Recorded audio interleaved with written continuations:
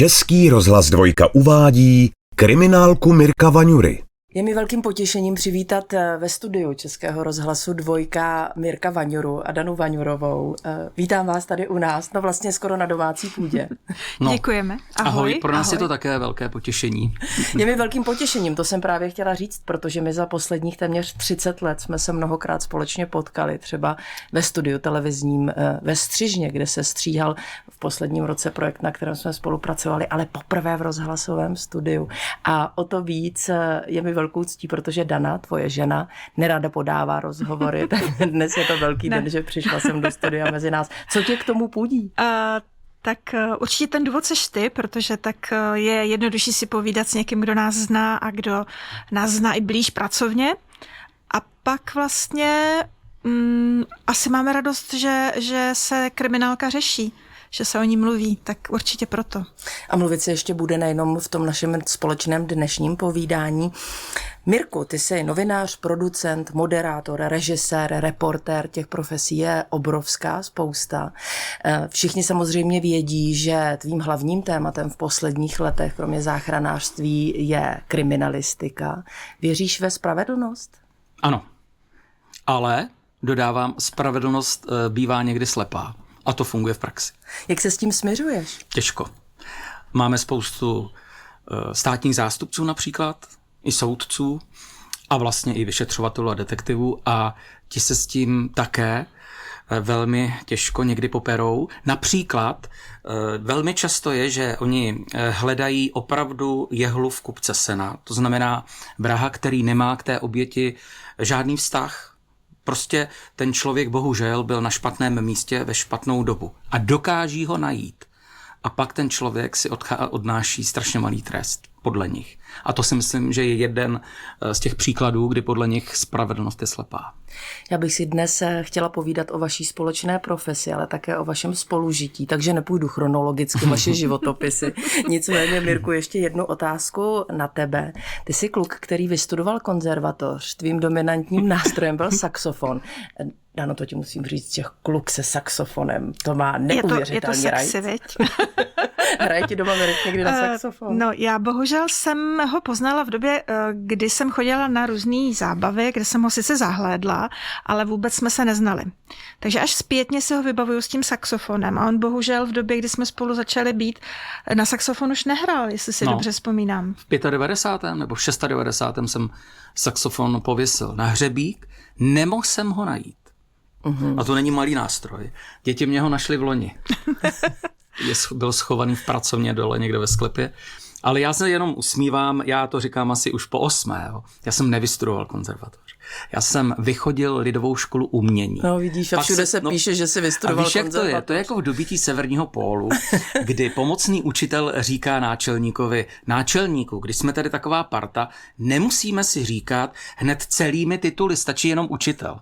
Tak já mám takovou tu v uvozovkách konzervatoř. Je pravda, já jsem od 5 let chodil do lidušky, asi jsem uměl dřív noty než písmenka, hrál jsem na flétničku, na klarinet, na saxofon, chodil jsem na zpěv, povinně jsem se učil jako doprovodit se na klavír, ale že bych jako fakt měl, byl jsem 2 roky na vojně u hudby posádkový a pak do toho 96. jsem se tím částečně živil, ale konzervatoř jsem nevystudoval. Úplně, to bys na mě mohla vytáhnout jednou. Pak. Úplně se bojím zeptat se, jestli je tady pravda, že máš za sebou průmyslovku a že jsi vyráběl piano. To jo. Jsem uměl dřevospracující, jak to bylo nějaký, mechanik klávesových nástrojů. Jo, já jsem uměl udělat rukama klavír a pianino, ale také bych to už neuměl. A kde se zrodil vlastně ten odskok od těch hudebních nástrojů a od téhleté profese k tomu moderátorství, reportérství k novinařině? No, byla to, ty to znáš, ty jsi byla v Pardubicích, my v Hradci Králové. To byla prostě doba 90. Hradec Králové u Pardubic, je to pravda. Myslím, že. Ne, 90. byly přeci skvělá doba. Vznikaly soukromá rádia, jak po dešti, televize. My jsme se vlastně v té východočeské televize poznali. Já jsem první konkurs dělal někdy ve 92. myslím. Už jsem byl jako v televizi. A já si myslím, mě to říkal tehdy Karel Gott, když mi bylo 25 let, tak já dělal hodinový rozhovor s Karlem Gottem. A když jsme se na to chystali, tak on říkal, Mirku, jste exhibicionista. A jestli ne, tak si sám lžete do kapsy. Jo. Si myslím, že to máme, Dana ne, ale my dva to máme trochu společný. Takže vlastně přes tu muziku se člověk dostal k té moderaci právě proto, že se to nabízelo. Vznikly soukromé televize, vznikly soukromá rádia. V 95. jsem poprvé nastoupil do Českého rozhlasu. Neuvěřitelné možnosti tam byly. Já jsem jezdil na Damu a platil mě to rozhlas. Jezdil jsem na konzervatoř a platila mě to Nova. To dneska někdo nepobere. My jsme se přece učili všechno od základu. Dana to studovala, já jsem se to učil a v praxi se nám to takhle zbíhalo. To byla doba 90. Ty jsi mluvil o tom exhibicionismu teď na chvíli, že to máme společné. Pravdou je, že čím já jsem starší, tím radši jsem vzadu. Ale ty vlastně na té obrazovce si vidět pořád. Co je tou motivací? Co je tím táhlem? Co je tím espritem, který tě tam pořád táhne? Tak zaprvé, my to máme rozdělený, že? My to děláme všechno spolu. I když já tady sám moderu, tak volám Daně, jaký to bylo. Jestli to nebylo jinak, než jsme chtěli. Ale co mě tam táhne, Šárko, sdělit to, co jsem se dozvěděl. Fakt to je asi úplně vždycky nejlepší, když jim to můžeš takhle říct. Ať už do rozhlasového mikrofonu, anebo vlastně na tu kameru. Já strašně rád naberu, já miluju detektivní práci. A když naberu ty informace, jak oni ho vypátrali, to je často zajímavější než v detektivkách, tak pak mám šílenou touhu to říct a vlastně je pochválit. Všimni si v těch našich projektech, to nikdy není o tom, že my jsme tady frajeři a my vám teď jako budeme vyprávět, že tamhle někomu ne. Pro nás jsou ty hrdinové, ti policajti, ti doktoři, ti hasiči, záchranáři. A já mám velikánskou touhu lidem říct, máme stejně dobrý frajery, jako v amerických filmech, jako v německých seriálech. My to hltáme a ty lidi jsou stejný tady, akorát o nich nikdo neví. K policii a ke spolupráci s nimi se ještě dostaneme. Dano, vzpomínáš, když jsi viděla Mirka poprvé, tedy kromě toho, jak hrál na saxofon? Jo, a to jsem si nespojila samozřejmě, že to je jeden a ten samý člověk. Bylo to v regionálním studiu televize Puls v Hradci Králové a já jsem tam dávala dokupy nějakou svoji první reportáž. A Mirek tam přišel a vlastně nevím, proč jsi tam byl. Střihal jsem. Tak ty jsi střihal. My jsme se viděli a přes já sklo. se chystala. Víš, jak jsou ty střižny tady taky. Tak já jsem Danu poprvé viděl přes sklo. A vzpomínáš na ten pocit, líbila se ti hned? Jo, líbila. A měla ten, jak se říká, ten culik. Nebo Culik. Aha, tak to už si úplně nepamatuju. To já nevím. Ale já myslím, že asi jsme si sympatičtí určitě byli navzájem, že... Já vím, že ty jsi říkal, když jsme se o tom bavili, že jste se spolu dlouho kamarádili a taky si říkal, že jsi přesvědčený o tom, že přátelství mezi mužem a ženou neexistuje. Ne. Taky si, Dano, myslíš, že to nemůže být? Jste tedy příkladem toho, že evidentně ne? No, já si myslím, že to je hrozně těžký pak. Takže neříkám, že to není možný, ale asi jako určitě bych tomu nevěřila, kdyby někdo mi to takhle se snažil vysvětlit. My jsme jenom přátelé, protože naše zkušenost sice po dlouhé době, ale byla vlastně jiná. My jsme spolu pak jenom pracovali a nechtěli jsme, pak jsme se dohodli až poté, když to stejně nevyšlo, tak jsme nechtěli překročit tu hranici. Já jsem se bál, že to skončí. A víš, Šárko, ale bavíme se o velikánském přátelství, opravdu o tom takovém velkém. Neznamená to, že my dva spolu nemůžeme kamarádit, viď? Mirku, ty jsi říkal, že jste si spolu vysněli. Mě by teď zajímalo, jestli to Dana potvrdí, abyste zkrátka spolu byli pořád. Teď už jsem tedy od toho kamarádství, spolupráce v partnerství. Kdyby si mohla vrátit čas po tom všem, brala by si to těch 24 hodin denně, 7 dní v týdnu? Doma i v práci? To já si myslím, že jako teď dokonce daleko víc než jako kdysi dávno. Já si myslím, že že souzníme ve spoustě věcí. Že se doplňujeme, že když nás něco chytne, tak jsme schopni rozvíjet ten plán, jako baví nás to. Ne všechny samozřejmě se vždycky realizujou, ale hodně z těch snů už se nám jako podařilo přivést k životu a baví nás to. Takže asi je to teď ještě lepší, než tak, jak jsme si to možná s obavami představovali před lety.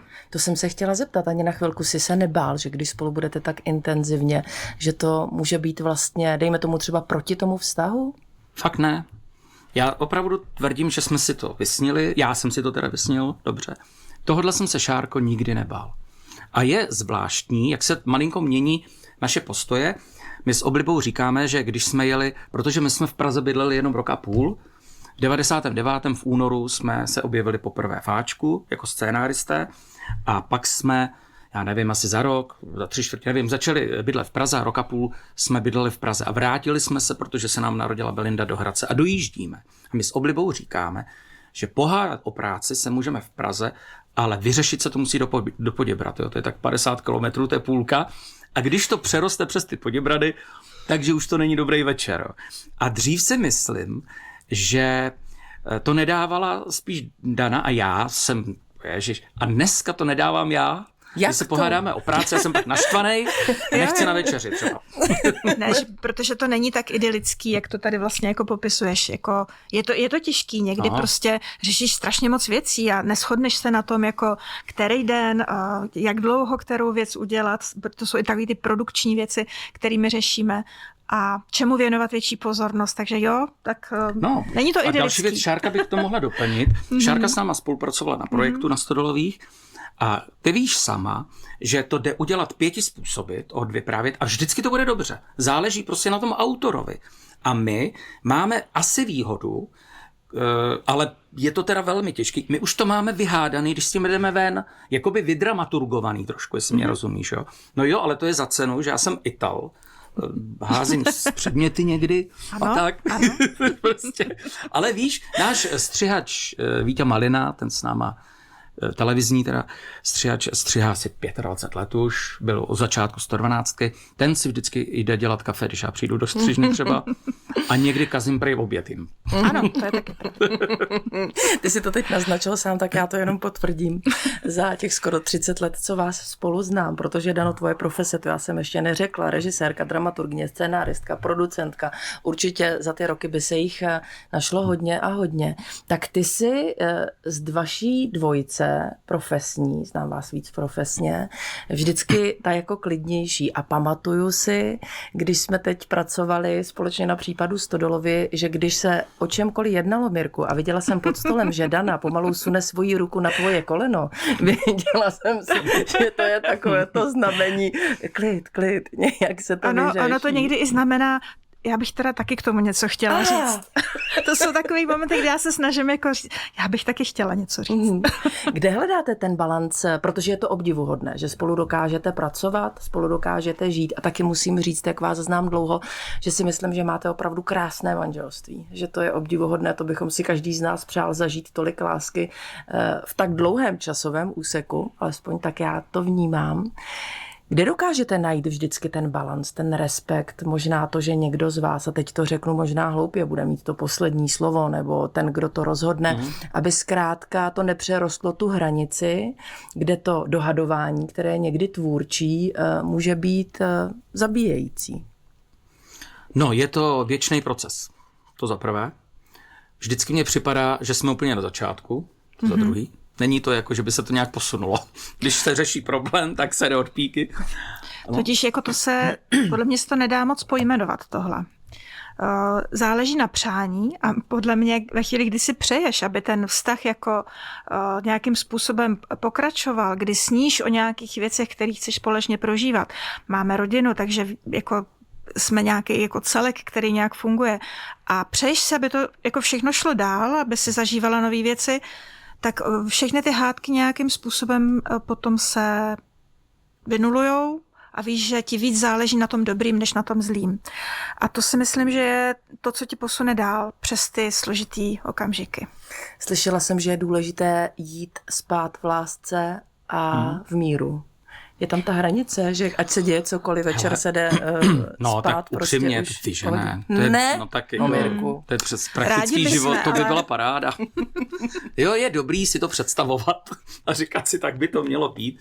Často to tak je, ale tak Dan to má jinak, já jsem ten Ital, já začnu rozhazovat rukama, začnu střílet slovy, ale mně to třeba do půl hodiny dojde.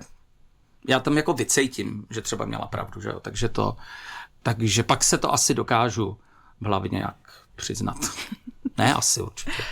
My jsme tady několikrát zmínili projekt Případ Stodolovy. To byla ta práce, která nás v roce 2023 svedla dohromady, vás autorské, a nutno podotknout, že vaše projekty, ať už rozhlasové či televizní, vždycky jsou autorské a jsou ve většině případů na klíč.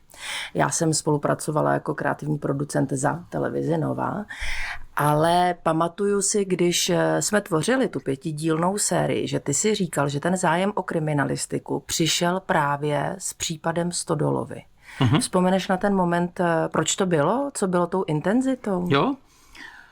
No proč? No to je, ten moment vím. Ale proč to bylo? Já jsem policii uznával, jsem se hlásil k policii, dobrovolně jsem se rozhodl, že nepůjdu k policii, ale a možná by mě dneska bavilo být detektiv. My jsme dělali Ačko. Spolu jsme ho i moderovali, psali jsme i pro tebe vlastně některé scénáře a vím, že Honza Lomnický, hlavní takový operativec v tom případu, tak velmi dobrý kamarád náš, tak vlastně on už vystupoval v Ačku asi jednou nebo dvakrát. Nechtěl moc, ale protože jsme kamarádili. No a já jsem s ním jel do Brněnce, kde se to odehrávalo. A to bylo neskutečný. My jsme jeli a na každých 10 kilometrech on vzpomínal na nějaký případ. Já jsem říkal, s tebou bych nechtěl jet na dovolenou, protože samozřejmě to nejsou příjemné případy Mordparta. Jo. No a dojeli jsme tam a já jsem ti viděl, co to je u policie srdcař. On se úplně změnil. Začali jsme tam chodit, on mě to začal vyprávět. Já jsem si to už tenkrát točil, říká se tomu obhlídka. Ale ještě jsme nevěděli o nějakým, měli jsme v hlavě nějaký projekt. A tam jsem si říkal, to musí být policejní. Takovýhle srdcaře, když my v republice najdeme, tak víš, za prvé dokážou zaujmout, ať už diváky, nebo posluchače, nebo čtenáře, to už je jedno.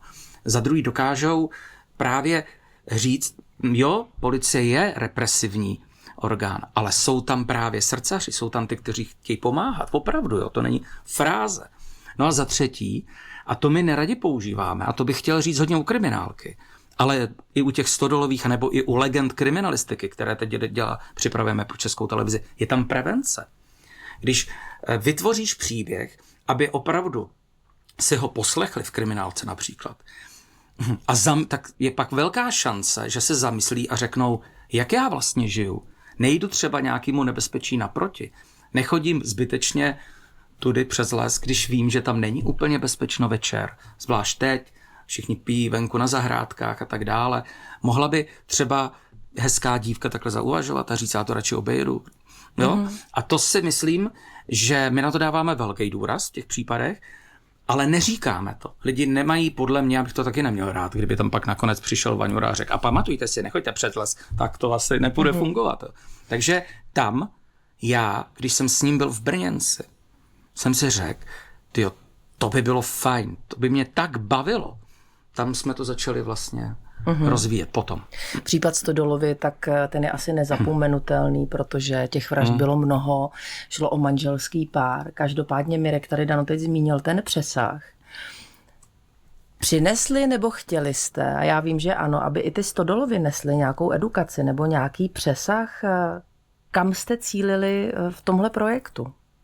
Určitě. My vlastně, jak to Mirek popsal od toho začátku, jak nás zaujal právě ten konkrétní operativec Honza, který tak úžasně mluvil o své práci, tak vždycky se zamýšlíš nad tím, že to chceš vyprávět jako příběh, který ale je podobný jako detektivka, čili skutečně to stavíš tak od toho začátku až k tomu konci a zároveň jsme chtěli, aby tak, jak to vidíš při tom vyprávění, že tam najdeš ty momenty, tady bývalo, kdyby se stalo tohle, nebo kdyby ten člověk udělal tohle, tak by se to nemuselo stát. Snažíme se to vždycky vyprávět tak, aby ten přesah, to poučení z toho nějakým způsobem tam vyplývalo. Neříkáme to po lopatě, na rovinu, ano, tohle si neměl dělat, měl jsi to udělat takhle. Ale myslím, že každý trošku vnímavý člověk přes ty příběhy pochopí, co je tam nebezpečný, co možná, kdyby se stalo jinak, by bývalo dopadlo šťastněji a lépe. Znamená to nebezpečenství a ta edukace nebo ta zpráva byla směrem k seniorům? A nejen, Šárko, směrem k seniorům, ale i směrem k nám, kteří už máme doma babičky, dědy, tatínky, maminky, protože za prvé, a je to dobře, mluví se s dětmi, jak se mají chovat na internetu, nemají brát drogy, nemají se s nikým cizím bavit. V pořádku, jo. Možná už se taky říká o šmejdech, jo. Teď ale hlavně na internetu. Jo? Neklikej na to, nedělej tohle. Ale mluví se dost se seniorem, mluví se dost k našim babičkám a dědům, jak se mají chovat třeba na vesnici, kousek od Hradce Králové, že nemají opravdu nikomu cizímu otevírat, i když vypadá fakt jako, že je třeba i v nebezpečí, jo, a prosí o vodu. To je prostě strašně důležitá věc, takže ano, ať to vidí seniori, ale ať to vidíme také my, kdy já jsem se o tom doma s mamkou bavil. Kdy jsme to naposled probírali a je to téma, který by se mělo opakovat. Že jsme to jednou probrali, to ještě neznamená, že to bude fungovat. Fakt.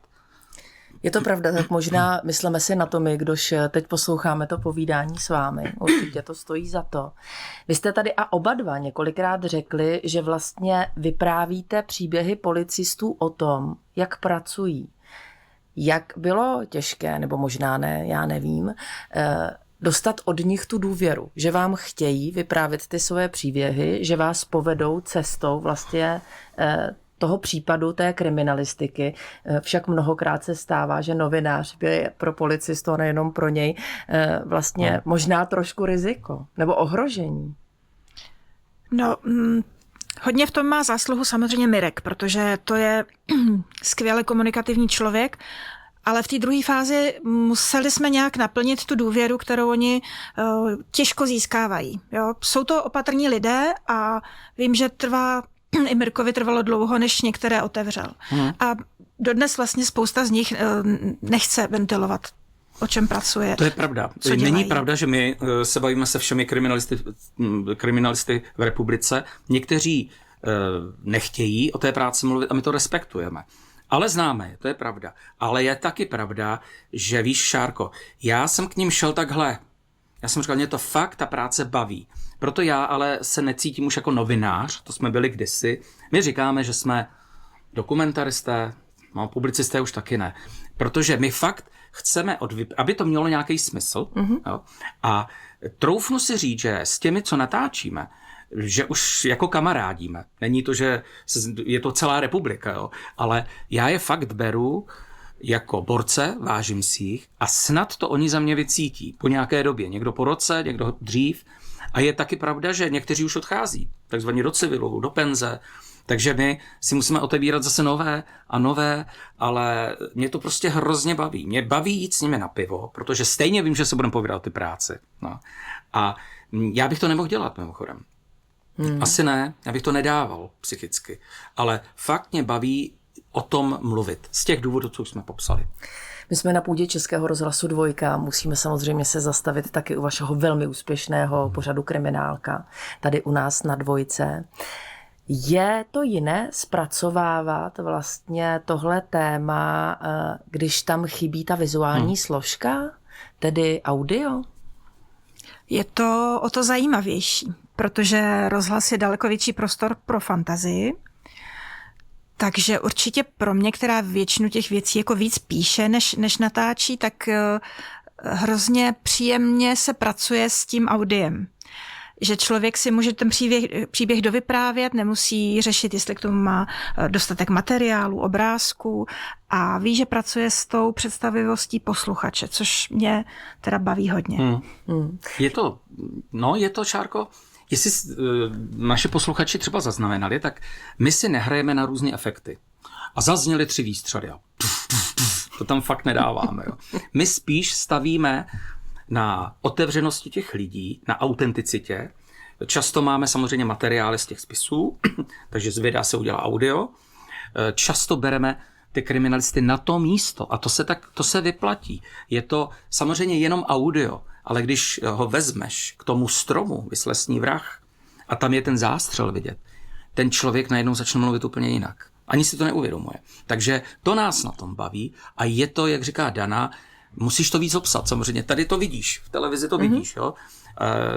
Těm lidem se někdy změní hlas malinko, jo. Oni začnou třeba se chvět trošku, protože tam se to v nich probere, takže ale ty musíš říct, my jsme u toho stromu, tady teď to vypadá takhle a takhle, takže je to úplně jiné. My jsme si říkali, no tak bože, tak to uděláme, jak to jenom překlopíme a ještě můžu pokračovat. Ani když píšeš knížku, tak to je zase úplně něco jiného. Přestože to je pořád ten samý příběh, Někdy se nám stane, že před lety už se to třeba zpracovalo do 112, teď se k tomu vracíme v kriminálce, protože tam je na to víc času a ten člověk najednou říká věci, které nám nikdy předtím neříkal, protože ho to tam napadne, on se na to vzpomene. Je to nádhera. A musím teda říct, že chcem poděkovat, to chci, aby tady zaznělo. A není to fakt fráze.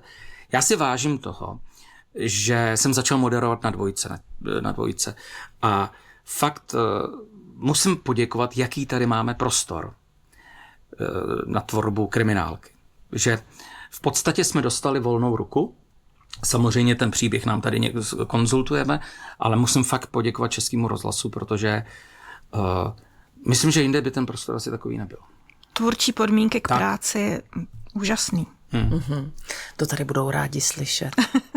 A je to pravda navíc. Ale oni to vědí, ti, kteří vědí, že jim děkujeme, tak oni vědí. Vzpomínáte na ten moment, kdy jste měli tu možnost a dostali tu nabídku zpracovávat kriminálku? Byli jste rozhodnutí hned, že do toho půjdete? Nebyli, protože můžu to říct a pak to dopověst. Ale nezapomeň, že my jsme si o tom dlouho povídali. No, takže my tak jsme něco řekni. takového vymýšleli už jako roky předtím, než nastala ta realizace.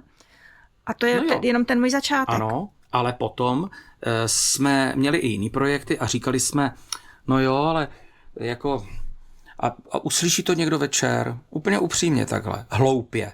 Tak za prvé uslyší to někdo večer, odpovídám se, a za druhé, tehdy začaly podcasty v podstatě. Myslím si, že kriminálce hodně pomohly podcasty. Víš, Tomáš, to jsou takový ty slovíčka, všichni.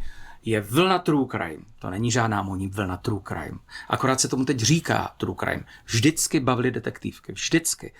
Sherlock Holmes, ten přece Doyle ho nechal spadnout do těch vodopádů, jo? Protože už toho měl plný zuby, už o něm nechtěl psát a ty lidi, psal to do novin jako sloupky, si to vynutili. Agáta Christie, ty by všichni mohli říkat, že to byla módní vlna. Vždycky bavily detektivky. Akorát teď se tomu říká true crime.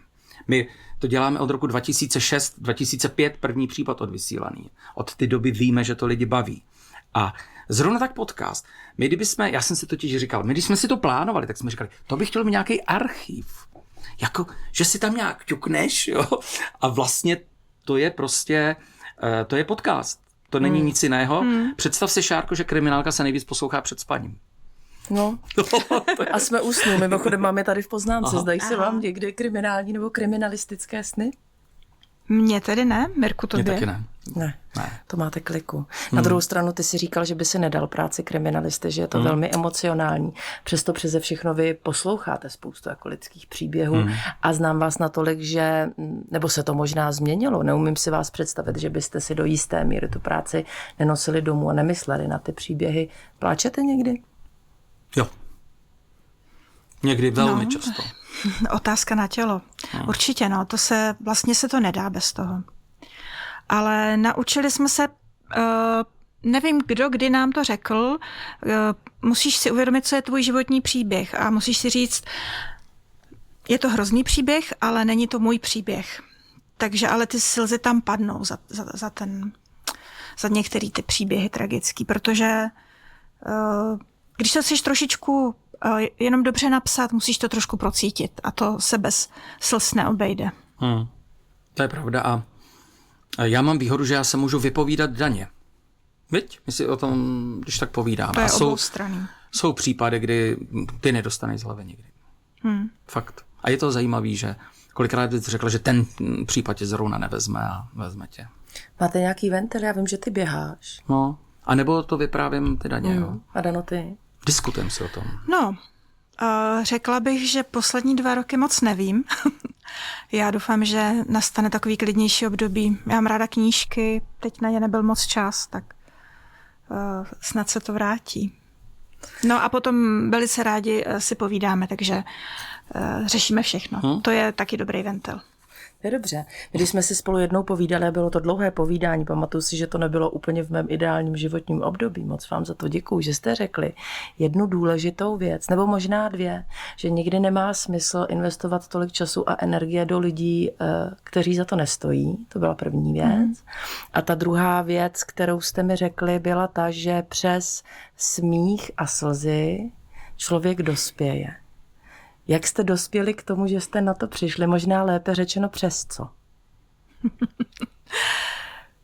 No, ten smích i ty slzy zároveň přináší očištění, což je hrozně důležitý. A já si myslím, že tím životem, no, Mirku, řekni to radši ty. Ne, tak to je, ale přece ty jsi říkala, že už to je antická pravda, popsaná v antice prostě. Jo, že akorát mám někdy strach, že se míň smějeme v poslední době. Ale ty slzy tam jsou a to je prostě, to je strašně důležitý, to přece pak cítíš, že se jako nadechneš znova.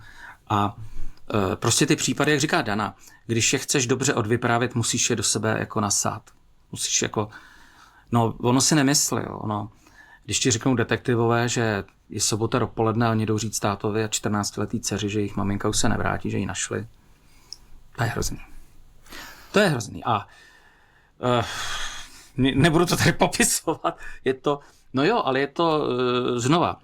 My víme, proč to děláme. My to chceme odvyprávět minimálně z těch dvou důvodů. Aby policie věděla, že si někdo všímá toho, že to jsou srdcaři. Oni, Šárko, kdyby do toho tolikrát jako osobně nešli, nikdo by jim to nevyčítal. Šli prostě domů v 5:30. Jo? Víš, to by se těžko jako říkalo, vy jste tady měli, to nejde.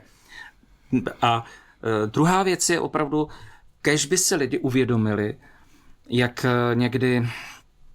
je to někdy zbytečný se třeba pohádat a pak co to může vyústit, nebo dlouhodobě žít nějakým špatným vztahu. Jo? Že to je vlastně nebezpečný. Jo? A tak dále, tak dále. Ty jsi mluvil o těch příbězích, o těch špatných zprávách, o tom sdělování, o tom, že vás vlastně ta vaše práce do jisté míry ovlivnila i životně, což je pochopitelné. Ovlivnila vás jako rodiče? Protože vy máte spolu 2 děti, Mirek má celkem 3. No jo, ovlivnila 100%. No, absolutně. Tak jsme víc vystrašený. Určitě předvídáme spoustu situací, které se pravděpodobně vůbec nestanou, ale já jsem ráda, protože si všímám, že jako naše děti a myslím si, že i širší okolí je opatrnější. A to si myslím, že jako nezaškodí, protože já mám pocit, že dneska výchova probíhá spíš jako v bavlnce, hýčkáním a urovnáváním všech překážek a nerovností a myslím si, že to člověku neprospívá, že prostě musí vědět, že život není peříčko, nebude a tím pádem se pak tak snadno nepoloží. Kdybychom si povídali o záchranářství, tam je to hodně vidět, ale platí to i v té kriminalistice. Hodně z těch příběhů já jsem si odnes, že i když to nevypadá už dobře, jo, i když si myslíš, že už to je prohraný, když budeš bojovat do konce, tak často se to fakt otočí a dějou se zázraky. Já jsem u toho byl několikrát, mockrát jsem u toho byl, když se děli zázraky. Jo. Kéž by si tohle lidi z našich pořadů odnášeli.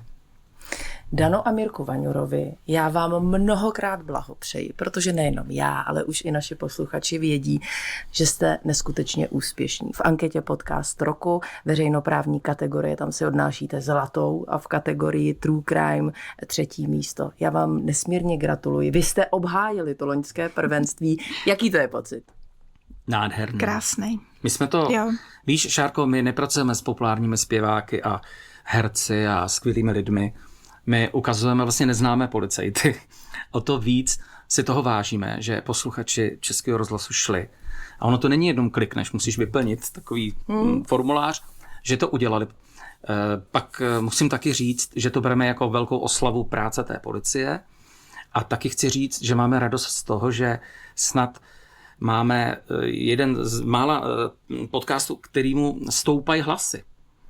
To znamená, že jsme ještě oslovili zas víc těch našich posluchačů. Šárko, prý máme 1 milion poslechů měsíčně a to máme 3 premiéry jenom. Nejsme deník. No jo, ale vždy si to uvědomíš. 2 udělala kriminálku speciál. Je to vlastně poděkování těm posluchačům.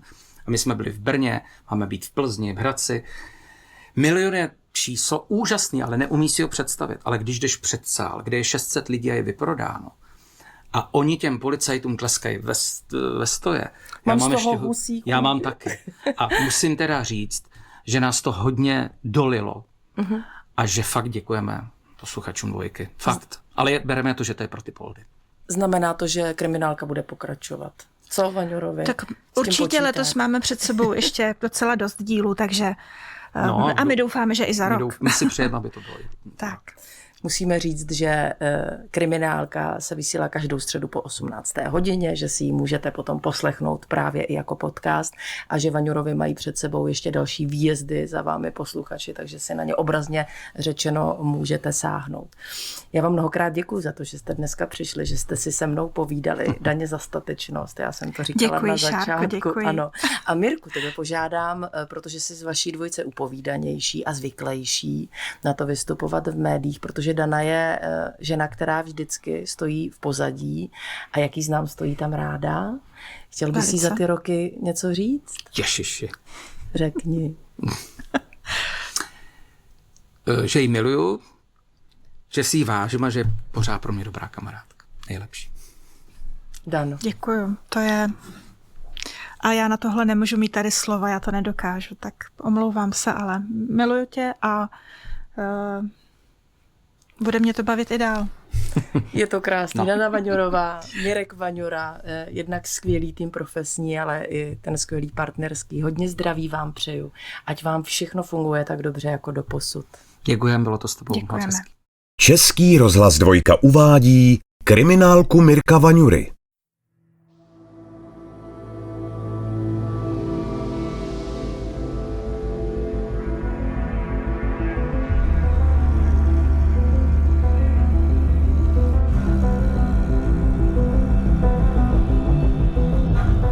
Je 2. květen roku 2019, krátce po 8 hodině ráno. A na lince 112 právě začínají řešit telefonát rozrušené ženy, která chce nahlásit požár. S obavami v hlase se svěřuje, že má strach o svoji sousedku v paneláku. Ze dveří jejího bytu se prý valí kouř a nereaguje na volání, bouchání do dveří ani na zvonek. Několik jednotek hasičů proto míří na Prahu 9 s obavami, co je na místě čeká. Hasiči násilím vstoupili do bytu a už na první pohled bylo jasné, že v tom bytě došlo k útoku na tu poškozenou, kterou tam hasiči našli už bez známek života v chodbě hned za vchodovými dveřmi do bytu. Pro vyšetřovatelku prvního oddělení pražské kriminálky Lucii Zemančíkovou byl případ, který začal požárem v bytě na velkém pražském sídlišti, doslova zkouškou pevných nervů a vytrvalosti, která se vyplatila. Jeho začátky byly dramatické. Ten byt byl hodně zakouřený, bylo tam hodně sazí, takže oni tu poškozenou vynesli vlastně na chodbu před byt a tam vlastně došlo k tomu prvnímu nějakému pokusu o oživení. Až v tuto chvíli začalo být patrné, že žena rozhodně nebude obětí požáru. Během resuscitace si hasiči všimnou, že na zakrváceném obličeji i na těle má zranění, která s ohněm a zakouřením nijak nesouvisí. Ona měla obrovské množství bodných a řezných ran v obličeji, na hlavě a na krku. Měla i známky tupého násilí, to znamená, měla podletiny na obličeji, měla i řezné rány na rukou, které svědčily o sebeobraně. Na další úvahy ale nebyl čas. Během snahy přivést bezvládnou obyvatelku bytu zpět k životu začali kolegové, kteří uvnitř likvidovali požár, hlásit, že našli granát a další pyrotechniku a napětí opět narostlo. Takže celý ten panelák i kvůli požáru, ale i kvůli nálezu té pyrotechniky museli evakuovat, což bylo dohromady po té 8 hodině, po 9. 81 lidí a byli venku teda docela dlouho. Provádělo se klasické ohledání na místě činu, zajišťovaly se stopy, procházeli se sousedi, zjišťovali se svědci. Zatímco operativa pražské mordparty začala pátrat po vrahovi, na chodbě domu soudní lékařka začala s prohlídkou zavražděné ženy. Na těle měla několik desítek bodných a řezných poranění. Tělo mladé ženy na zádech na chodbě, na sobě elektrody zasahujících záchranných složek, roztrhaná zřejmě podprsenka a košilka, punčocháče, spodní kalhotky, kecky. Po sejmutí krytí vidíme hlubokou řeznou ránu pod bradou na horní části krku. Byl to větší dům, minimálně bych řekl nějakých 30, ale spíš i více bytových jednotek. Nejzájmovější pro nás byly samozřejmě ty v nejbližším okolí toho místa činu. Vedoucí prvního oddělení pražské kriminálky Aleš Strach si šetření operativy připomíná ze soudního spisu i ze záznamu, kterým jeho kolegové pečlivě dokumentovali každý centimetr místa nálezu. Před dveřmi vpravo je světlo, zároveň nenese stopy poškození. V horní části jsou 2 nálepky. Vlevo od zárubně je krevní šmouha. Tato šmouha se nachází i v úrovni zámku. Někteří svědci z toho domu slyšeli nějaký křik nad ránem, myslím, že tenkrát to bylo někdy okolo 7 hodiny, 8 možná, ale jinak nějaké zásadní svědectví k pachateli nebo k nějakému podezřelému člověku, který by se tam motal v okolí anebo by se tam objevoval, tak to tam nic takového nebylo. Nejhlavnější svědek byla ta oznamovatelka, která hlásila ten požár, protože shodou okolností nejen, že nahlásila požár a je i sousedkou té poškozené, ale ona byla i poslední, kdo ji viděl živou. Ona má psa, ta sousedka a oznamovatelka, a když šla venčit psa, tak naši poškozenou potkala před panelákem, jak si nosí věci do auta, a když ona ji potkala, tak se ještě pro něco vracela zpátky do bytu. To se stalo krátce před 8 hodinou ráno. A když malý kluk z bytu o patro níž vypověděl, že zhruba v 8 hodin slyšel se zhora silné rány a nejspíš i křik, měla kriminálka přibližný čas, kdy muselo dojít k útoku. Podle dalších informací od sousedů se pomalu skládaly i střípky o životě oběti neznámého vraha. Manžel zavražděné byl bývalý policista a před časem skončil na vozíku. V posledních dnech byl ale hospitalizovaný v nemocnici a jeho žena zařizovala rekonstrukci. V tomhletom bytě bydlela jenom krátký čas, odstěhovali se tam právě proto, aby pán na vozíku tam měl možnost lepšího pohybu proti starému bytu a ten byt ona i za tímhletím účelem jakoby přidělávala. Takže my jsme o poškozené v podstatě zjistili, že nikdo z jejich příbuzných to být nemohl. Navíc, co jsme k ní zjistili od její sestry, tak ona byla velice puntičkářská, nikdy si nepouštěla do bytu nikoho cizího, vždycky, když tam měla dělníky, tak tam s nima byla, nikomu nedávala klíče. Ten byt se nacházel ve 2. patře toho paneláku, kde k tomu došlo. A aby se k němu člověk dostal, tak musel překonat vlastně 3 uzavřené dveře. Vchodové dveře od paneláku, dveře od výtahu a pak ještě dveře přímo k těm bytům. Tak jsme vycházeli z toho, že teda to byl asi největší pravděpodobností, buď to někdo z toho domu, anebo někdo, koho někdo další do toho domu pustil, protože bez toho by tímhletím způsobem přes ty 3 uzavřené dveře těžko prošel. Ten markant těch nepoškozených dveří a nutnost projít přes vlastně 3 dveře, kde člověk musí mít klíče od nich, tak tam ukazoval na ten dům a na spojitost s tím místem činu, s tím domem jako takovým. Protože z toho prvotního zjištění nebyl nalezen žádný svědek, který by tam někoho potkal okolo té 8, včetně teda té oznamovatelky. Že když šla se psem, tak nepotkala vůbec nikoho. Už první den vyšetřování bylo všem jasné, že se nebude jednat o jednoduchý případ. První nadějná stopa se ale objevila. Druhý den ráno se nám ozvala ta oznamovatelka znova. Zavolala s tím, že nám jednu věc neřekla. Neřekla nám to, že má v bytě 2 podnájemníky. Nezdělala to z jednoduchých důvodů, prostě nehlásila příjem. No a že jeden ten podnájemník, ten byl normální, v pořádku, ale ten druhý, ona mu vlastně, když byli evakuovaní, psala, ať se do toho baráku nevrací, že tam nejsou. On jí napsal, že v pořádku a ptal si, jakoby, co se tam děje. No, každopádně vrátil se v noci, ona byla ještě vzhůru, takže si o tom spolu jako povídali a jí se ten hovor jakoby nezdál. Nezdálo si, jak on se chová a hlavně, co jí přišlo divné, že on jí během toho hovoru přiznal, že v době okolo té 8 hodiny se vrátil domů, aby si tam vzal nějaké věci. Takže on se vlastně po tom domě pohyboval.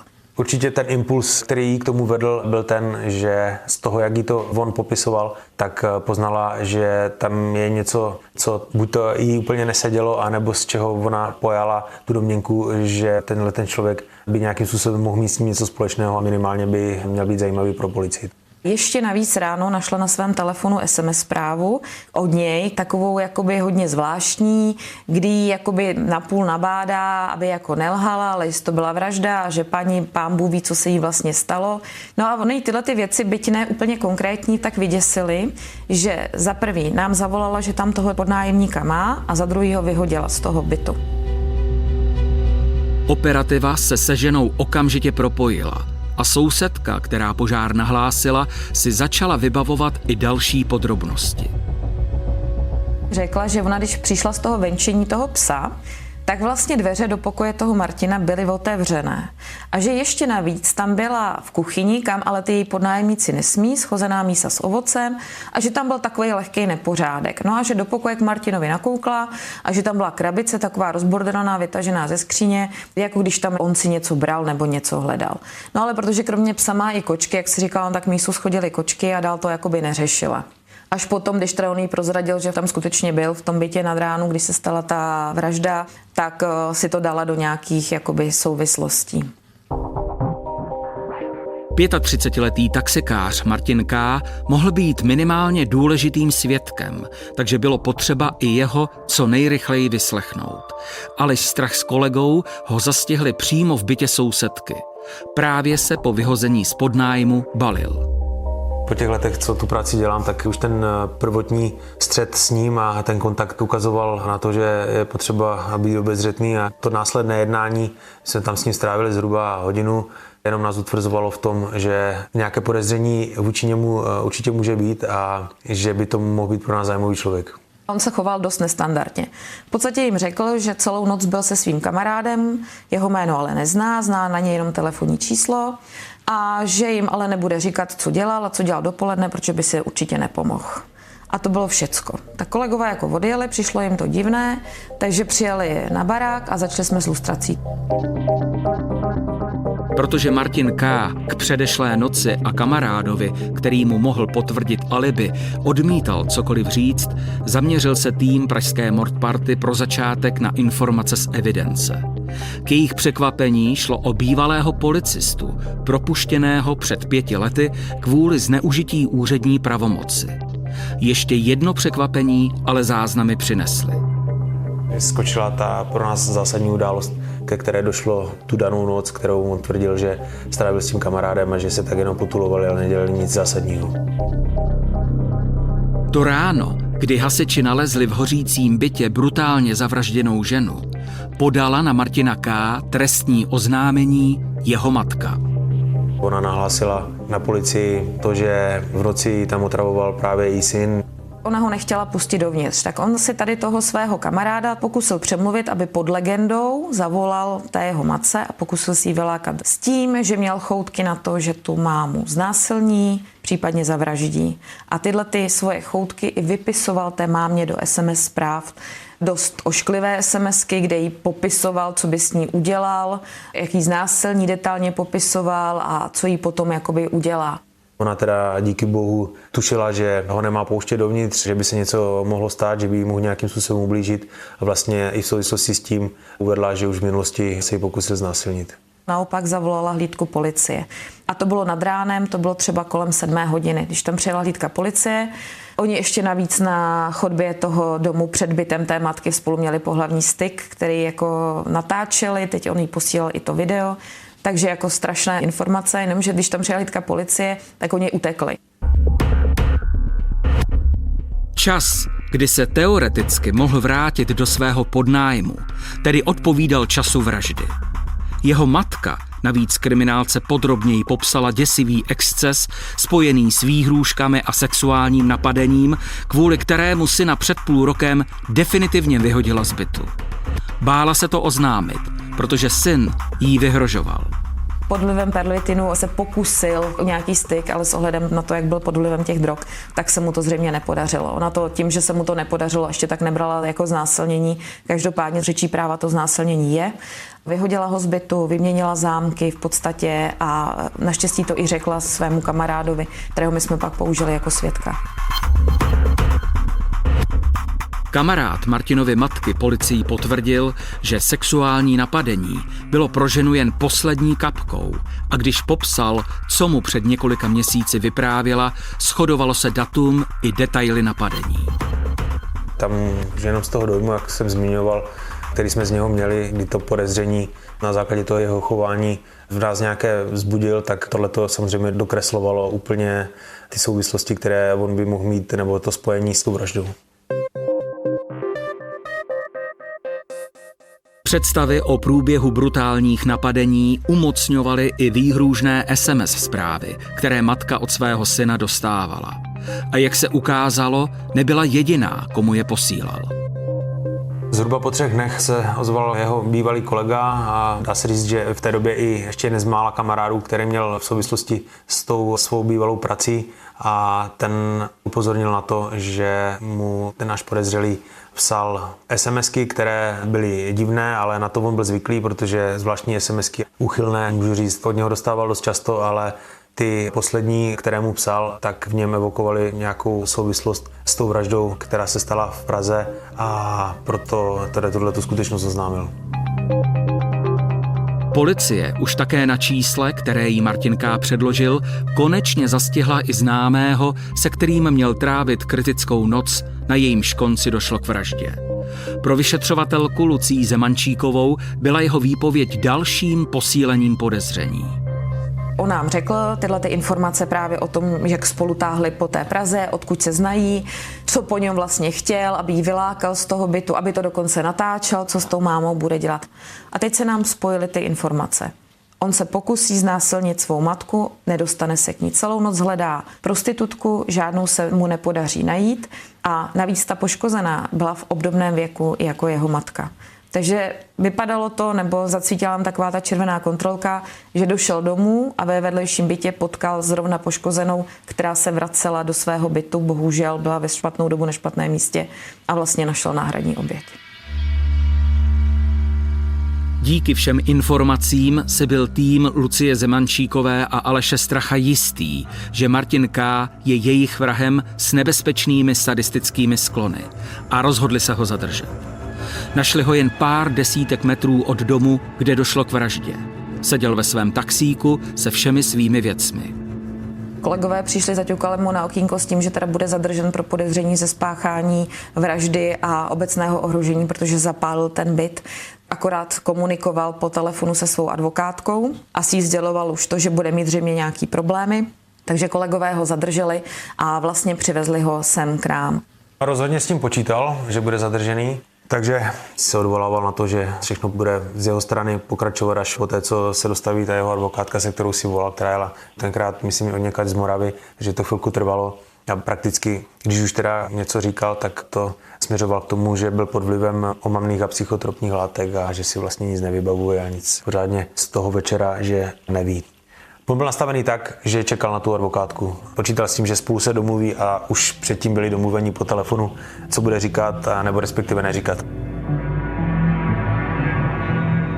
Martin K. s policií komunikoval jen částečně a ohledně vraždy odmítl vypovídat úplně. Kriminálka měla 48 hodin na to, aby shromáždila rozhodující důkazy a svědectví. Pracovalo se v týmech a mezi jeho věcmi v autě se pátralo po oblečení, které měl mít osudnou noc. Ty věci, co měl mít oblečené, včetně i kožené bundy v noci, tak tam nebylo vůbec nic. Kromě jedné jediné, a to byla obuv. To byla hnědá kožená obuv, taková společenská. Asi mu bylo líto jí vyhodit. Každopádně my jsme všechny ty jeho věci prohlídli, jestli na nich není krev. Kromě jedných vypraných tepláků, ty byly mokré, tak jsme zjistili, že na ničem se žádná krev nenachází. To jeho vozidlo, ve kterém byl zadržen, bylo vozidlo taxi. To auto bylo absolutně vyčištěné, vypíglované, vůbec to nevypadalo jako taxík. A jenom na těch botách jsme takovou předběžnou zkouškou zjistili, že prvotně na podrážkách, že se nachází lidská krev. Takže si tyhle ty věci vzali, poslali se na zkoumání. Detektivové rozjeli doslova hon na důkazy a vrátili se i do bytu, kde se podle výpovědi jeho domácí nejspíš ráno po vraždě zastavil. I tam jsme vlastně za pomoci takových předběžných zkoušek použití chemických prostředků zjistili, že se na podlaze nachází drobné kapičky lidské krve. Takže i ty se vlastně setřely, poslali se na zkoumání. Jenomže bohužel lhůta pro zadržení, kterou máme 48 hodin, je skutečně krátká na to, aby jsme v té době měli výsledky všech zkoumání hotové. A nám nezbylo, než milého Martina z toho zadržení prostě propustit. Ještě před jeho propuštěním, když se lhůta chýlila ke konci, dal tým pražské mordparty hlavy dohromady a oslovili kolegy z Prahy 4, kde se řešilo oznámení o výhrůžkách a možném znásilnění jeho matky. Takže my jsme ho tady propustili u nás celý, on vesele poskakoval ze schodů dolů u nás v baráku a v polovině těch schodů na něj naskákali kolegové z Prahy 4, kteří ho zadrželi, až z toho dostal tík do ramene a škubal sebou 2 dny, že to nečekal, jak měl radost, že byl puštěný, tak tohle byl trošku šok pro něj. A kolegové proti němu zahájili trestní stíhání pro 2 skutky nebezpečného vyhrožování a v podstatě 1 skutek znásilnění. Rozjeté vyšetřování už ale začalo přinášet další ovoce. Kriminalisty kontaktoval policista a bývalý kolega Martina K. a tvrdil, že v den vraždy mu od Martina přišla SMS zpráva s nechutným popisem jeho zvrácených představ. Tak mu napsal do WhatsAppu zprávu, kde mu popisuje, že zavraždil paní. A popisuje mu tam detaily, kam jí bodal, že u toho dokonce zlomil nůž, dokonce mu do té SMSky právě napsal takové detaily, že paní má za manžela bývalého policistu, což nikdo v tom domě, kam oni byli čerstvě přestěhovaní, nevěděl. Jenomže ten jeho kamarád, ten policista, nám tvrdil, že vlastně té SMSce úplně nevěřil, protože, jak nám řekl, Martin mu zejména ve svém opojení drogama psal takovéhle zvláštní zprávy docela často a protože se ty SMSky ale jako vyděsil, tak ji prostě smazal. Takže toho 6.5. v tom telefonu jakoby už tu zprávu neměl, ale pokoušel se ji samozřejmě nám nějakým způsobem slovně přeříkat. Psal více těch zpráv, ve kterých se mu v podstatě jako přiznával k různé trestné činnosti. Takže my jsme v tom telefonu, v tom WhatsAppu našli, sice jsme nenašli a nepodařilo se obnovit už potom ani znalci tohleto přiznání na tu vraždu, ale našli jsme tam ty, které smazány nebyly. A to bylo to, že se přiznal ke znásilnění té své matky, kdy mu to taky popisoval. Popisoval mu vlastně, co udělal, co u toho cítil. Popisoval mu další znásilnění a další útoky proti ženám. A v podstatě k ním vždycky uvedl nějaký detail, ať už jméno nebo přezdívku, zase pod kterou třeba dotyčná vystupovala zrovna na těch amatérech. Všechny oběti se policii podařilo dohledat. A následně se potvrdilo, že Martin K. je sadistický násilník se zálibou v pervitinu a alkoholu. Jeho oběti nebyly jen prostitutky, ve kterých měl zálibu. Znásilněné byly i vytipované ženy z erotických serverů, jeho zákaznice taxislužby a dokonce i kamarádky. Všechny vydíral fotografiemi, které pořídil, když je omámil drogou. Když ženy a dívky kontaktovala policie, konečně se odvážili svěřit. Pro mě bylo samozřejmě alarmující, že některé ty skutky byly spáchány v době, kdy on jako byl činný policista, takže to bylo prostě neuvěřitelné, že něco takového vůbec je u policie. A už na základě toho kontaktu s ním v rámci těch výslechů, tak jsme neměli vůbec pochyby o tom, že ten člověk rozhodně není normální. Ani jedna z nich nikdy to napadení nehlásila. Styděli se z různých důvodů, že jim nikdo neuvěří, protože v řadě případů teda vystupovali na těch amatérech sami.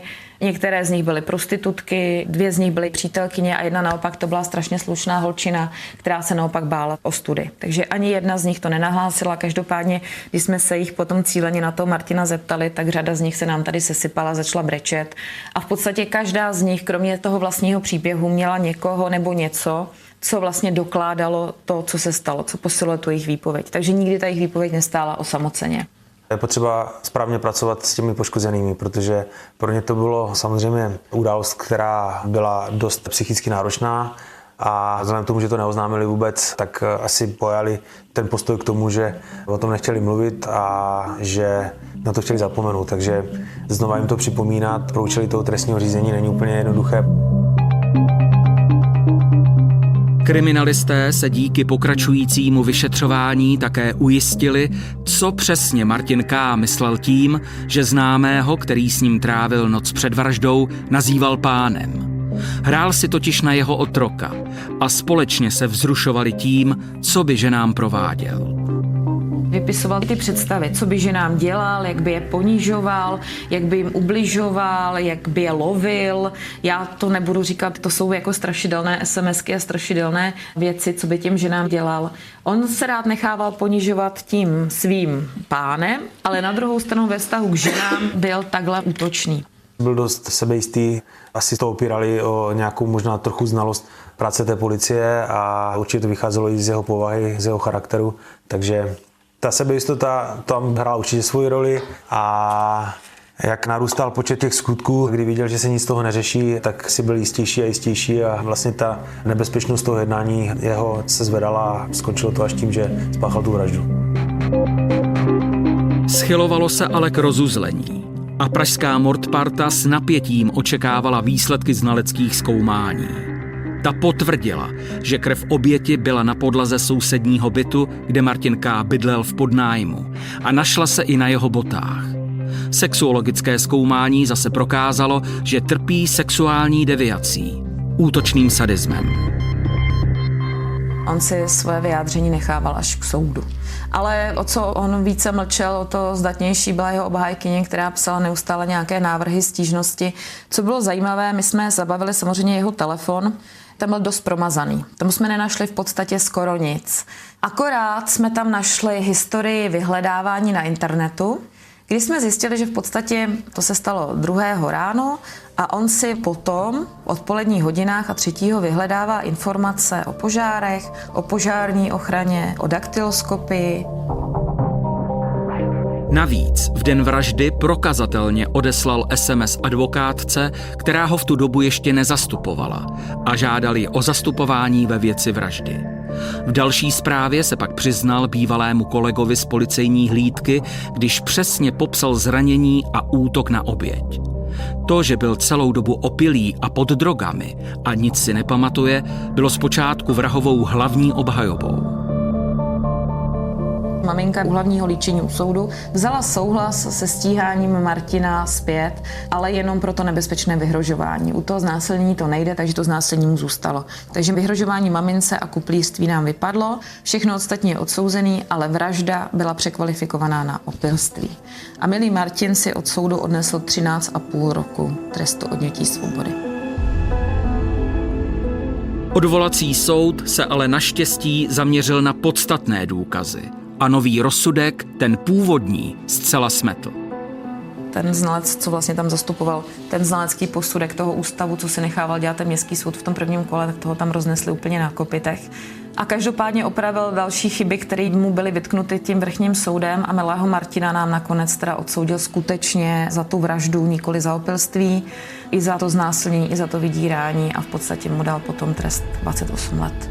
Tohle to byl dost velký případ. Já říkám upřímně, že byť na tom operativa udělala taky spoustu práce, tak tu nejzásadnější tam udělala Lucka Zemančíková jako vyšetřovatelka, která to táhla ty nejzásadnější úkony vlastně v rámci toho trestního řízení. A fakt se to dá říct tak, že z jedné vraždy, jak jsme odkrývali ty další skutky, kterých on se dopustil a jakým způsobem rostla ta jeho agrese, tak rozhodně tohle je člověk, který by nepřestal.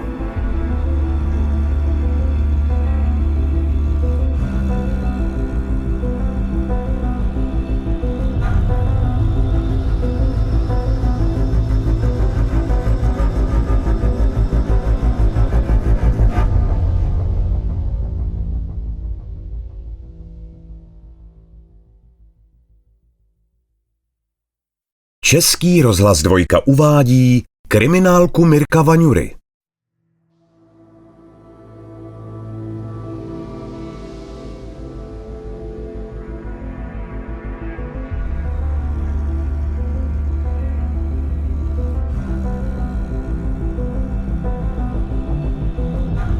První červen roku 2007, les na Jičínsku, nedaleko Budčevse. S detektorem kovů tu krajinou prochází nadšenec pro historii a hledač pokladů. Když mu na okraji lesa, kousek od pole, začne přístroj signálem oznamovat, že v hromadě klestí a rozryté hlíny se ukrývá kovový předmět, doufá, že našel další vojenskou relikvii. Jenže když odhrne větve, uvidí částečně odkrytou lidskou lebku. Půjde ale skutečně o válečný nález. Čelist lebky má nezvykle upravené zuby s neznámým kovem a na kostech jsou ještě zbytky tkání. Prvotní informace byly, že na výjezdu nebudu vůbec dlouho, že budu během chviličky zpátky, že se tam našly kosti a že to vypadá na nějaký nález, pravděpodobně z druhé světové války. Vyšetřovatelka královéhradecké kriminálky Denisa Lopourová právě doma večeřela, když jí operační oznámil, že je výjezd a musí odjet na Jičínsko.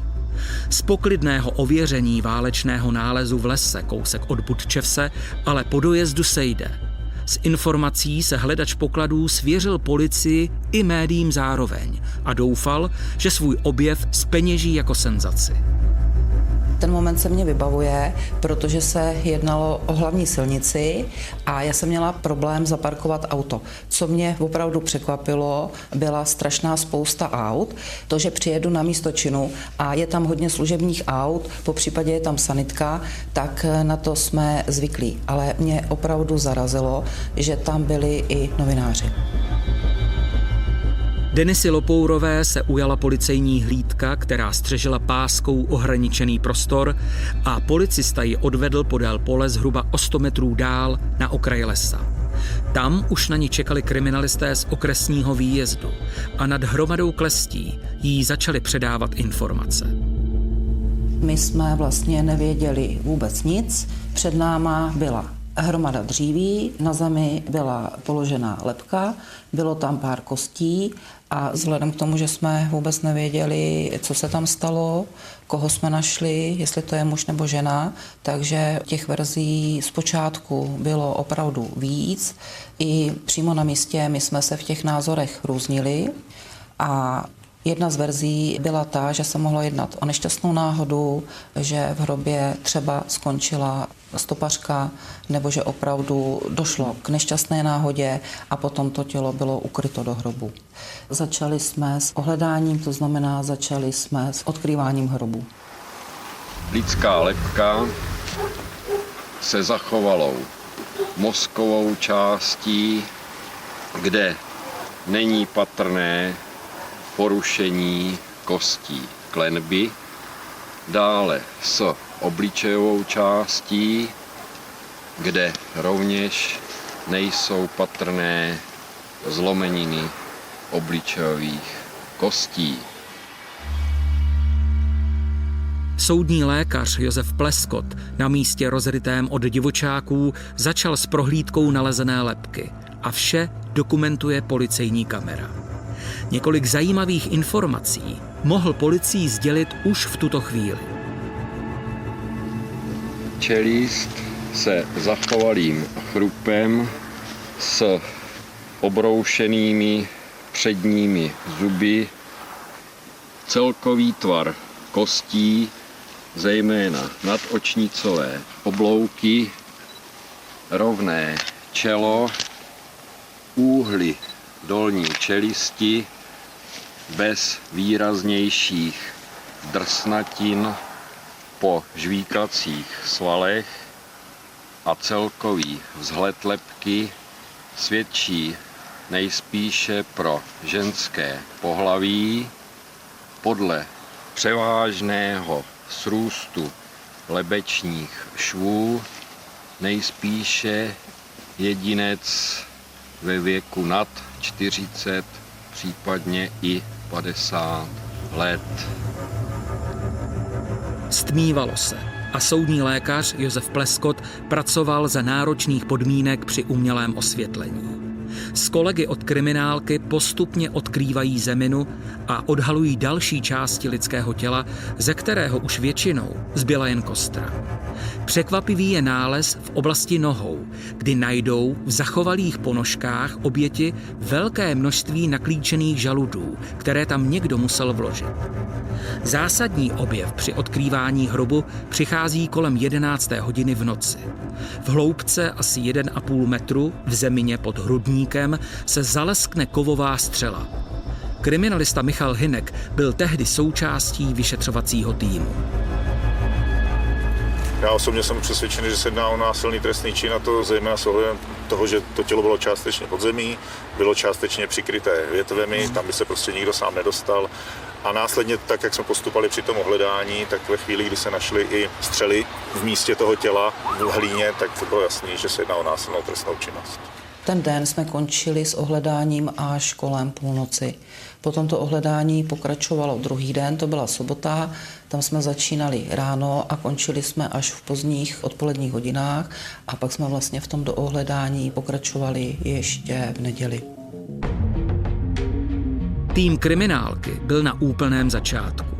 Nebylo jasné, jestli k vraždě došlo na místě, ani kdo je oběť a kdo je pachatel.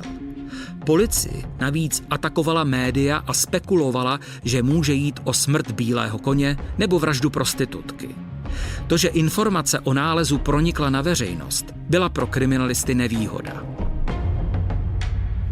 Čekali jsme na výsledky pitvy, ale vzhledem k tomu, že tělo bylo v zemi ukryto několik let, tak ta pitva byla stížená.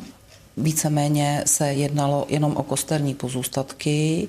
Co se týká měkkých tkání, tak ty byly v oblasti hrudníků a tam se nenašel žádný defekt.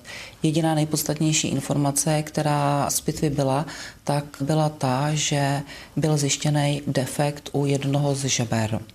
A tento defekt svědčil o tom, nebo znalci se v tomto duchu k tomu vyjádřili, že by se pravděpodobně mohlo jednat o zranění, které bylo způsobeno střelou.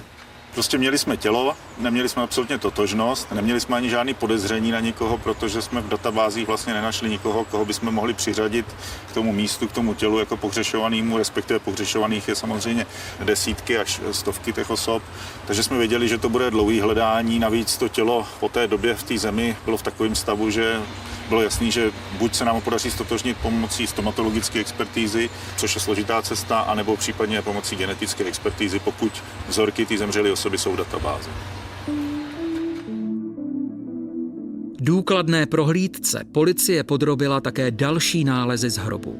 Biologické vzorky odeslali kriminalisté na genetické zkoumání a protože se zatím nebylo čeho chytit, prověřovali i zbytky tkanin a oblečení zavražděné osoby.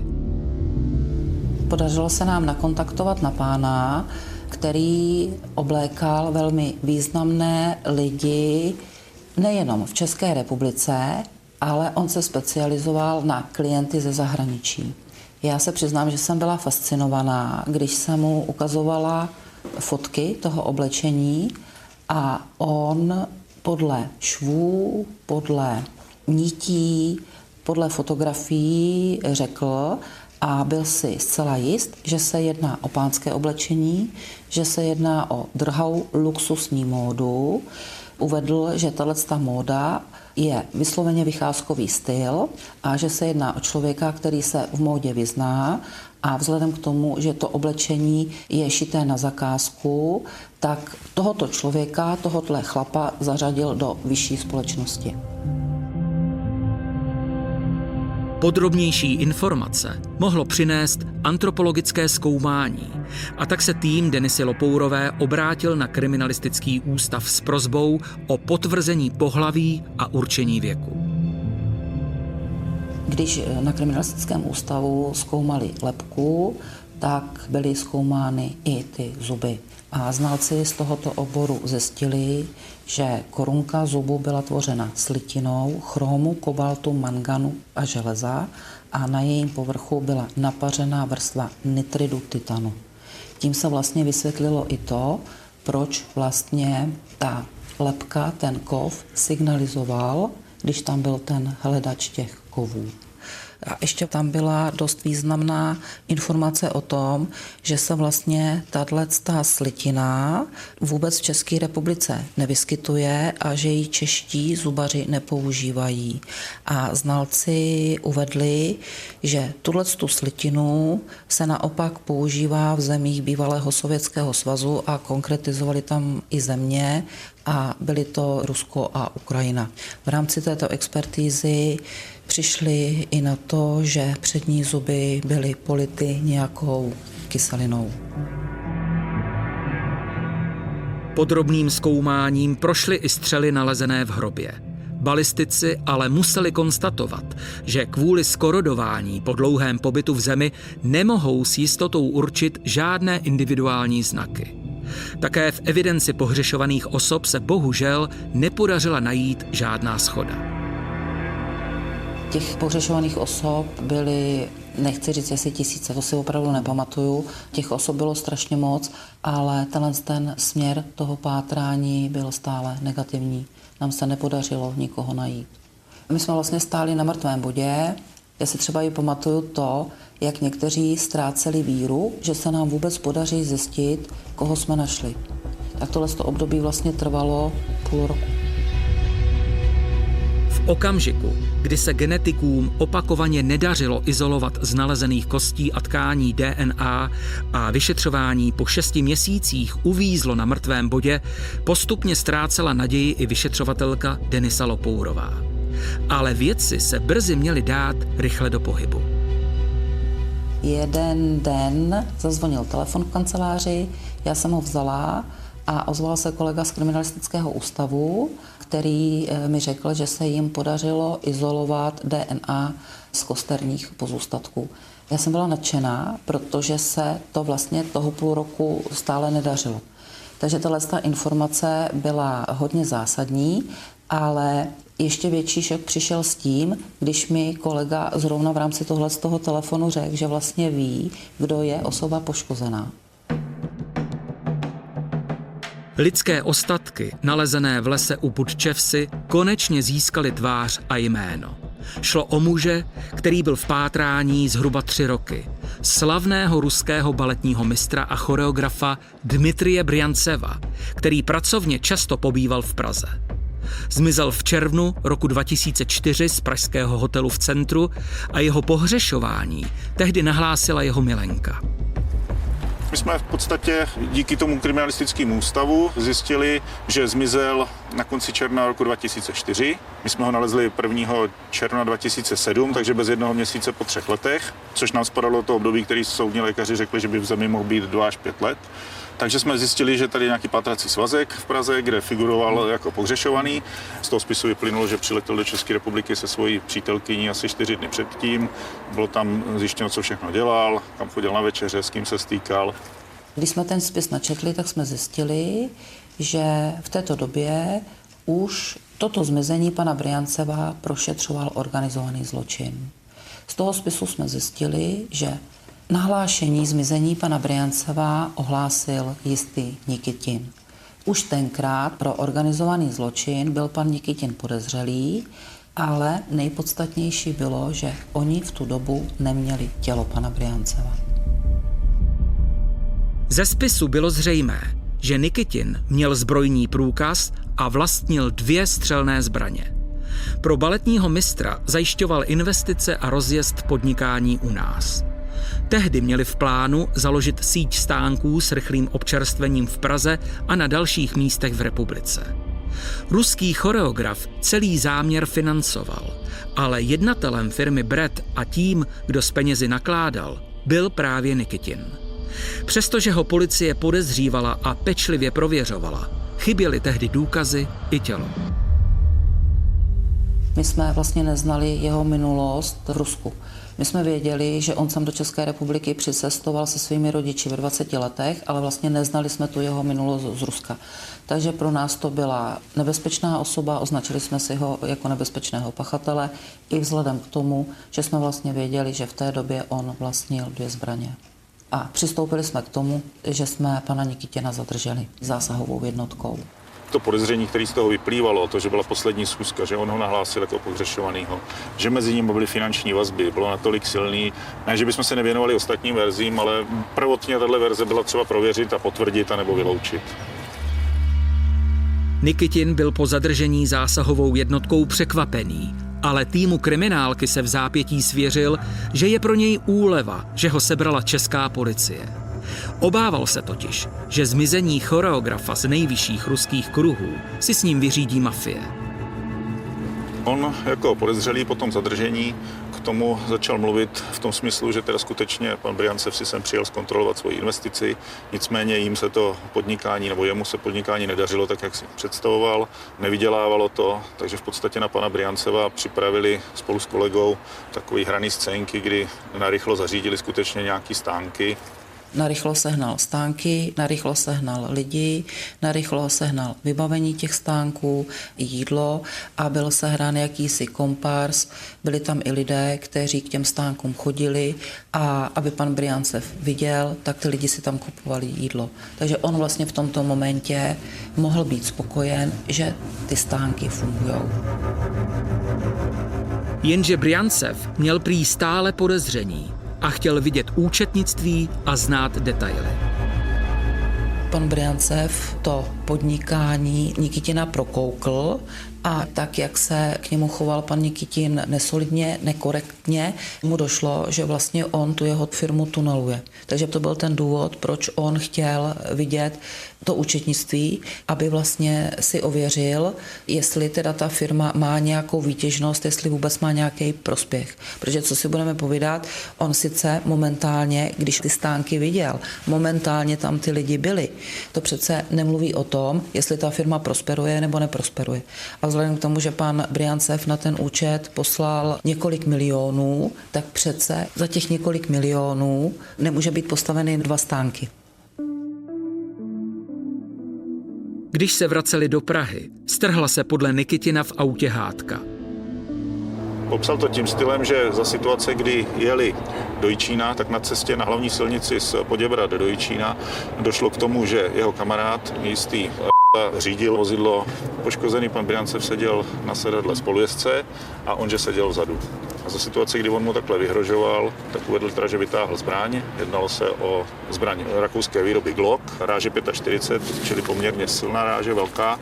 A vlastně mezi těmi sedadly řidiče a spolujezdce k němu natáhl ruku a proti jeho levému boku začal střílet, kdy vystřelil asi 3x až 4x. S šokovaným komplicem pak s umírajícím choreografem zajeli na polní cestu až k okraji lesa.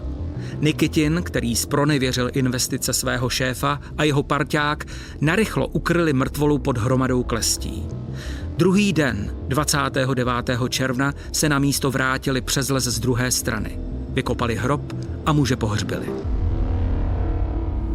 V tuhletu chvíli by se dalo říct, že jsme případ v uvozovkách mohli skončit, protože jsme měli pachatele, věděli jsme, že ho zastřelil, ale to vyšetřování se zkomplikovalo, protože pan Nikitin jako obviněný za účastí obhájce odmítl vypovídat.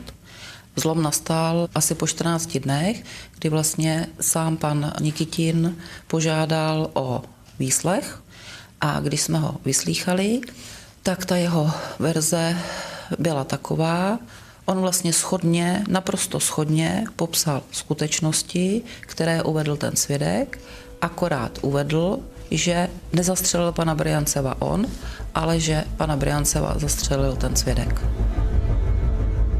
Tvrdil, že si během jízdy na Jičínsku přesedl ze zadního sedadla za volant a řídil. Jeho komplic prý našel na sedadle pistoli, která Nikitinovi vypadla z kapsy, s Briancevem se začal hádat a nakonec ho zezadu zastřelil. Komplic to ale popíral a spontánně popsal vše stejně jako Nikitin ve své první výpovědi. 15. května 2008 se proto tým Královéhradecké mordparty vypravil i s Nikitinem na místo činu, aby jim vše podrobně popsal a ukázal. Došlo k nepříjemné situaci z toho důvodu, že vlastně jsem měl dát Briancevi výkazy firmní, který mu sliboval už několik dní v kuse. Briancev se zeptal, že když už on bydlí v Nymburce, proč teda vlastně ty výkazy znovu mu neukázal a začal vlastně zase odkladat tu záležitost. Kde k této komunikaci došlo? Kde jste byli, když k tomuhle došlo? Byli jste ještě v Nymburce? Ne, to už jsme byli v Poděbradech na Vypadovce. Zasil jsem rádio, vlastně panowie stichli a asi po nějaký chvilce došlo k výstřelům. Jeli jsme asi rychlosti 130 km, 140. Začal jsem prudce brzdit. Asi jsem zpomalil asi na 80 km v hodině. Pak vlastně mi řekl, že vlastně, že mám jet dál, něco v tom smyslu jako jeď. Jak končí les, vlastně pak on řekl, že mám odbočit doleva, tam jsem odbočil a pak jsme pokračovali dál asi vlastně 300 metrů. Další podrobnosti popsal Nikitin u lesa, kde se snažili zbavit mrtvoly. Tak nám popište ještě v rámci toho, co vy osobně jste viděl, kdo střílel, odkud střílel, čím střílel, jakým způsobem to probíhalo. Ano? Prosím. V podstatě stalo se to za jízdy. Já jsem řídil auto vlastně asi 140 km, 130 si přesně nevzpomínám. A najednou se ozvaly rány, děsné rány. Prostě jsem byl v šoku, začal jsem cukat s volantem. Vepředu vlastně jela Škodovka. Až dodnes si vzpomínám zelená, že málem jsem čelně do ní narazil. Auto jsem vyrovnal a viděl jsem pana Brianceva, jak má styčenou takhle ruku. Levou ruku měl styčenou, ano. Levou ruku měl styčenou takhle a u mý hlavy, takže jsem pozoroval vlastně pana Brianceva a odsaď z hrudí vlastně mu stříkala krev na dveře. Co se dělo? Jsou otevřené dveře, pan stojí u poškozeného Briance. Co se dělá dál? Takže pan vzal ho za pravou ruku a vytáhl ho z vozidla. Ano. Zastřeleného muže ukryli pod hromadou klestí a druhý den se vrátili, aby vykopali hrob. Mrtvolu prý komplic polil neznámou chemikálií, aby stížil identifikaci. Tahle jeho výpověď byla pak prověřována, byly tam stavěny pro a proti, oba dva byli psychologicky zkoumáni, byli vyslýcháni různí svědci. Co se týká té samotné situace v tom autě, tak pan Nikitin jednal z náhlého popudu. On opravdu improvizoval. Byla to pro něj vyhrocená situace a krásně nám to korespondovalo i s jeho osobností, kterou nám zase charakterizoval znalec. Jo, takže tam jsou potom i ty střípečky, kterými jsme si v rámci toho vyšetřování skládali a proč jsme nakonec uvěřili verzi toho svědka. Soudní znalec v oboru psychologie Slavomil Hubálek už v průběhu prověrky výpovědi, u které byl také přítomen, naznačil, že Nikitinova konstrukce není tak dokonalá, jak si myslí. Je trochu nelogický, že vy jste ho zjevně podváděli, toho Brianceva, že jo, v tom podnikání. No ne, tak jako hráli jste to divadlo, že ty stánky fungují a podobně. Ale tak, jak vy říkáte, tak jste jeli do Jičína vlastně kvůli další investici. To znamená, že on, přestože asi byl nespokojený, tak chtěl ještě dál investovat. Já vám to trošičku vysvětlím a přiblížím. V žádném případě on nebyl jaksi nespokojený, jak říkáte, a měli jsme postavených 10 stánků, které prostě jsme potřebovali rozmístit. Těch 10 stánků nestálo, takže jsme měli ještě v zásobě ještě další stánek s vybavením. Takže tím pádem místo pro rozmístění stánku prostě bylo vytáno. Takže žádný podvod, jak říkáte, prostě tady se nekonal. Pane Nikitin, vy jste viděl o tom hraní v tom stánku? Přítomnosti pana Brianceva, když přijel? Že to je jenom nahrané? Ano, věděl jsem, ano. Věděl jste? Ano. Tam vědělo o tom víc lidí, takže... Vědělo o tom víc lidí. Vy jste to nepovažoval za podvod? Já to bych považoval vlastně svým způsobem za diplomaci a získání času. Tým Denisy Lopourové a Michala Hinka navíc zjistil další pro Nikitina přitěžující okolnosti, především v oblasti zpronevěry peněz slavného baletního mistra. Nikitin měl navíc Briancevovi zařídit povolení k trvalému pobytu v České republice a přátelé choreografa vypověděli, že původně se měl ve dnech po jeho zmizení konat večírek na oslavu jeho získání. Jenže Nikitin žádné povolení nezařizoval a pravděpodobně o tom Briancevovi ani neřekl. Milenka zmizelého baletního mistra navíc popsala oblečení, které měl její přítel na sobě, když v den zmizení odjížděl s Nikitinem. Ona nám poskytla tenkrát dost cenné informace a ty informace třeba spočívaly v tom, že ona viděla pana Brianceva naposledy toho 28. června v tom roce 2004, kdy spolu byli na snídani a tenkrát, když se jí kolegové ptali, co vlastně pan Briancev měl na sobě, tak popsala, že měl černý kalhoty a měl koskovanou různobarevnou košili. A to vlastně potom i se nám shodovalo s tím oblečením, které my jsme vlastně našli, ty útržky těch textilií. Ze všech shromážděných informací jednoznačně vyplynulo, že vrahem musí být Nikitin. Došli jsme k závěru, že jednoznačně věříme svědkovi a že ta verze Nikitina je nepravděpodobná z těch důvodů, protože svědek neměl vůbec důvod, on neměl ani motiv pana Brjanceva zavraždit. Ty indicie, které nám směřovaly k panu Nikitinovi, tak právě byly ty střípečky. Jo, co se týká toho samotného podnikání, založení té firmy, Nikitin byl jednatelem, Nikitin měl dispoziční právo, ten tam manipuloval s těma penězma, Nikitin byl ten, který měl pistoli, Nikitin byl ten, který pana Brjanceva navštěvoval v Rusku, Nikitin byl poslední, který pana Brjanceva viděl, Nikitin byl i ten, který mu měl zařizovat trvalý pobyt. Takže všechny tyhle ty nitky nás vedly k tomu, že ta verze jeho výpovědí je nevěrohodná a naopak jsme věřili výpovědi svědka. Přestože kriminalisté ve svém závěru vraždu kvalifikovali jako vraždu s majetkovým prospěchem, nepodařilo se finanční poměry dostatečně podložit i důkazy. A Nikitin byl v roce 2008 odsouzen za vraždu prostou. Za mřížemi měl strávit 12 let. Dnes je už na svobodě. Jako ruský občan byl pravděpodobně vyhoštěn, ale jako sociálně zdatný člověk už určitě pracuje na své budoucnosti. Snad se ve vězení napravil a svoje schopnosti konečně využije k legálnímu způsobu, jak si vydělat peníze. Byl egocentrický, impulzivní, nezdrženlivý a líbilo se mně zkoumání pana doktora Hubálka, který vlastně dělal ten znalecký posudek a on ho tam označil jako hráče, vysloveně ho označil jako hochštaplera, s tím, že pan Nikitin měl velmi silné sociální cítění a vynikal šarmem, vynikal výbornými komunikačními schopnostmi. S tím, že se opravdu jednalo o člověka, který v lidech je schopen vzbuzovat důvěru.